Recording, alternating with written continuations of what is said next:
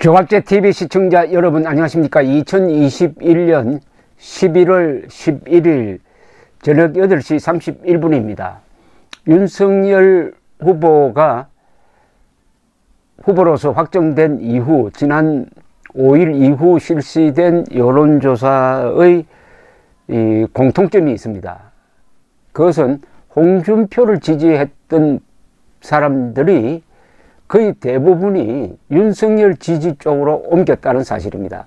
그러나 이낙연을 지지했던 사람들은 이재명 지지 쪽으로 그렇게 많이 옮겨가지 않았습니다. 즉 홍준표 의원이 깔끔하게 승복 연설을 한 것도 영향을 주었지만은 무엇보다도 경선 관리가 공정했으므로 거기에 다른 말을 할 수 없는 분위기를 만든 정홍원 국민의힘 경선관리위원장의 공이 절대적이었다는 이야기죠. 그러나 민주당에서는 결선 투표를 하느냐 마느냐를 두고 당규 그리고 당헌의 해석상의 차이를 가지고 이낙연 세력과 이재명 세력이 다투다가 결국 이낙연 세력이 떨어져 나간 것으로 보입니다. 최근 공통적으로 윤석열 후보가 10%포인트 정도의 차이로 상당한 격차입니다. 이거는 표로 환산하면 500만 표 차이 이상입니다. 이재명 후보를 앞서고 있는 것의 가장 큰 원인이지만 그 이외에도 많습니다.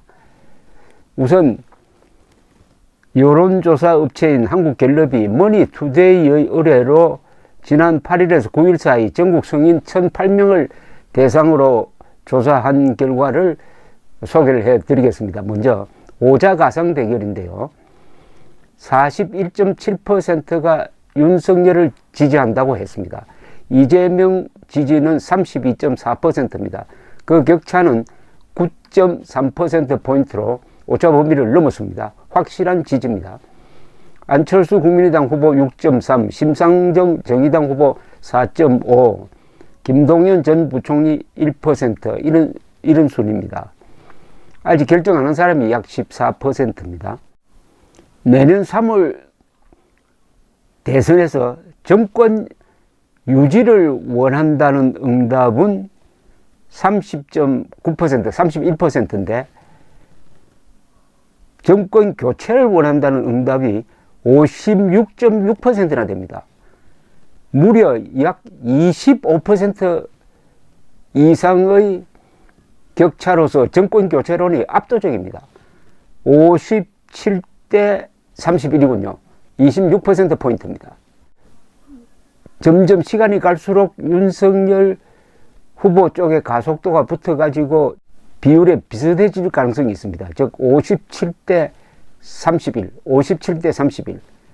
정당 지지율도 국민의힘 41%, 더불어민주당 30%, 열린민주당 3.5, 정의당 3.0, 국민의당 2.8%, 잘 모르겠다 18.8%. 2030이 윤석열 지지가 더 강해요. 2030은 홍준표 지지가 강해서 홍준표로 만약 후보가 결정되지 않으면 이 표가 이탈할 걸로 봤는데 2030이 역시 윤석열 지지를 유지하고 있습니다. 윤석열 지지로 바뀌었어요. 또 하나 경기 지역에서 윤석열이 앞서가는 조사가 대부분입니다. 경기 지역 이재명 경기도지사가 그렇게 공을 들여가지고 전 도민에게 다른 지방과 달리 재난지원금을 소득 차이 딱 가리지 않고 전원 지급했는데도 그것도 수천억 원이 들었습니다. 그게 별로 효과가 없다 이겁니다.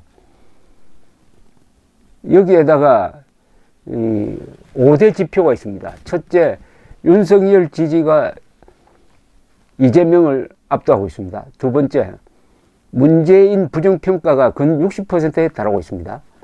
세 번째, 정권교체론이 압도적입니다. 국민의힘 지지율이 민주당을 압도하고 있습니다. 그리고 또 하나 중요한 게 있습니다. 내가 진보라는 사람이 지난 4년 동안에 반토막이 났습니다. 그리고 보수와 중도가 커졌습니다. 보수 중도가 손을 잡으면은 그 비율이 약 66%나 됩니다. 약 66%. 이러면은 이 흐름을 무슨 재주를 부린다든지 말장난으로 뒤집을 수가 있겠느냐. 저는 불가능하다고 봅니다. 다만 주의해야 할 점이 몇 개가 있습니다. 앞으로 변수. 첫째, 윤석열 후보의 신변 보호가 매우 중요합니다.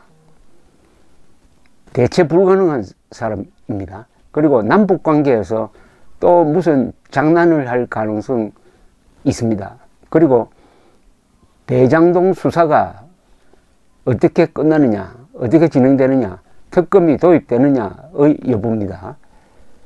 그런데 시간이 갈수록 그런 변수가 끼치는 영향력은 줄어듭니다. 일단 대세로 굳어지고 한번 기울기 시작하면은 그걸 다시 회복시키는 게 어려운 거죠.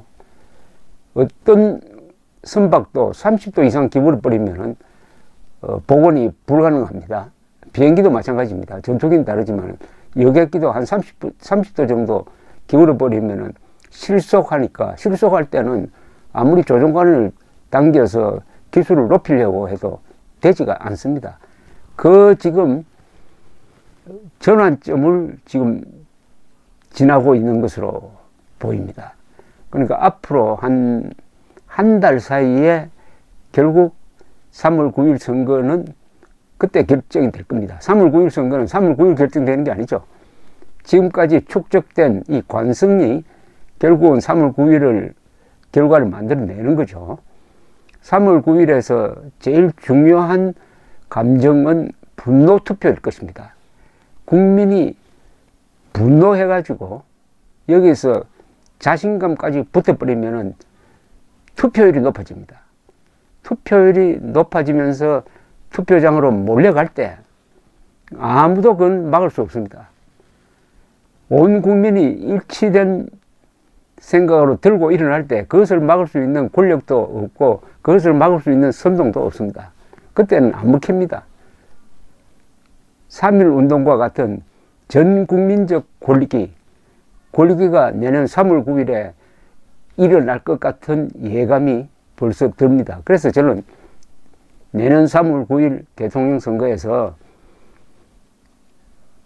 한 6달 전부터 야당 범야권 후보가 단일화를 이룬다면 500만 표 차이로 이길 것이다 라고 일종의 예측을 했는데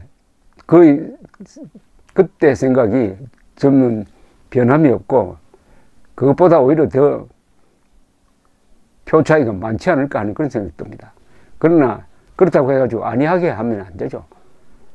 국민들은 자신감을 가지고 이 국민의 힘은 절박한 모습을 보여줘야 합니다.